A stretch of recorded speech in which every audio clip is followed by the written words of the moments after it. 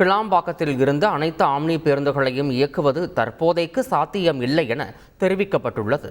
ஜனவரி 24ஆம் தேதி முதல் ஆம்னி பேருந்துகளை கிளாம்பாக்கம் பேருந்து நிலையத்தில் இருந்து மட்டுமே இயக்க வேண்டும் என அரசு சார்பில் தெரிவிக்கப்பட்டுள்ளது. இந்நிலையில் இதற்கு சாத்தியம் இல்லை என தமிழ்நாடு ஆம்னி பேருந்து உரிமையாளர் சங்கத்தினர் தெரிவித்துள்ளனர்.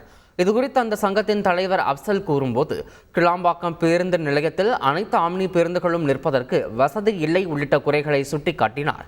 மேலும் இத்தகைய குறைகளை சரி செய்த பின் கிளாம்பாக்கத்தில் இருந்து ஆம்னி பேருந்துகள் இயக்கப்படும் என்றும் அவர் தெரிவித்தார். ஒரு நாளைக்கு இன்னைக்கு 1000 பஸ்ஸஸ் உள்ள வந்துட்டு இருக்கு. இதுல இன்னைக்கு அவங்க அலாட் பண்ணியிருக்கிற பேஸ்ன்னு எடுத்துக்கிட்டிங்கன்னா, பார்க்கிங் லாட் பகல்ல எடுத்துக்கிட்டிங்கன்னா வெறும் 100 வண்டிங்க தான். மீதி 900 வண்டி எங்கே போய் நிற்கணும்? வரதராஜபுரத்தில் ஒரு இடத்த ஒதுக்கியிருக்காங்க. அந்த இடத்துலையும் இன்னும் அந்த இப்போ மழை காலத்தினால அவங்க அதை டெவலப் பண்ண முடியல. இனிமேல் அதை டெவலப் பண்ணி முடிக்கிறதுக்கு மேபி another 6 to 9 months ஆகும்.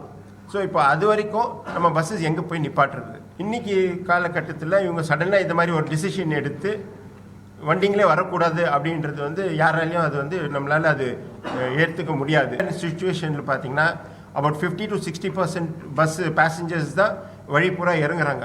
மீதி பேசஞ்சர்ஸ் நேராக கோயம்பேடுல இறங்கி அங்கேருந்து தான் அவங்க ஆட்டோலையோ இல்லை ஓலா ஊபரில் போகிறாங்க. 24th அவங்க ஆப்ரேட் பண்ணணும்னு சொல்லியிருக்காங்க. ஒன்லி ஃப்ரம் கிளாம்பாக்கம் பேசஞ்சர்ஸ் எல்லாருமே அங்கேயே இறக்கி விடணும்னு சொல்லியிருக்காங்க. அது ஒரு முடியாத ஒரு சூழ்நிலை. செய்திகளை உடனுக்குடன் தெரிந்து கொள்ள உடனே சப்ஸ்கிரைப் பண்ணுங்க.